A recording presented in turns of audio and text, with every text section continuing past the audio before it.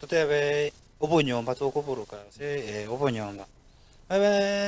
for example ne example nguru ya Kisii Central igaiga Kisii Central okonyora monyenye in as much as tari gukora development o sitara akora development muntu narora nyoro rorire developments monyenye akorire since he came to power 2022 bantu bande mbaro tutararora lakini abura nyoro muntu bari nyomba yemo na monyenye tanya kubarose nonye neri kuri lakini ukachiga chinga kichie kura akomwe kura bosayo atisa oli noyo mitu that also inaribora nyoro muntu naro kurwensemo utali nyomba ya ino ubota chisera chingi ya uro muntu urakore development lakini obunyomba obwasari when we come to national politics nande no obunyomba obu nabokoro ku tribalism tari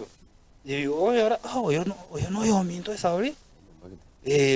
toko kwa national sauri ne tribe yani osito kwenda chi politics cha Nairobi toko te olino moikoyo ncheno moikoyo tikamwe kuru olino mukusi hivyo ose aba kusiba ebekamo bagenda bari developments porwe kiongozi gete bamwe kura as a tribe tari independently ati nche nesa ulito hada ati naba kusi nko baturi gento gete and also corruption ikabu nona nda abaraya bako cha barusi besa bacha kunyakuana na bribe ya saba na inchi baba akire chikura. It's a great challenge corruption you by the if we limit corruption ose EACC officer bakore gasi abo bia we will be a first world country in 5 years by that.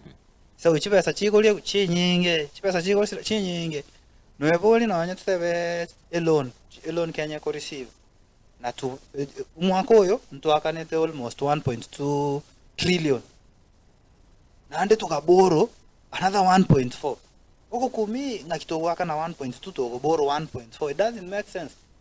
on the right track of financially Kenya ntobona tiko sawa na wanya loan eso budget ya itongo isane lakini due to corruption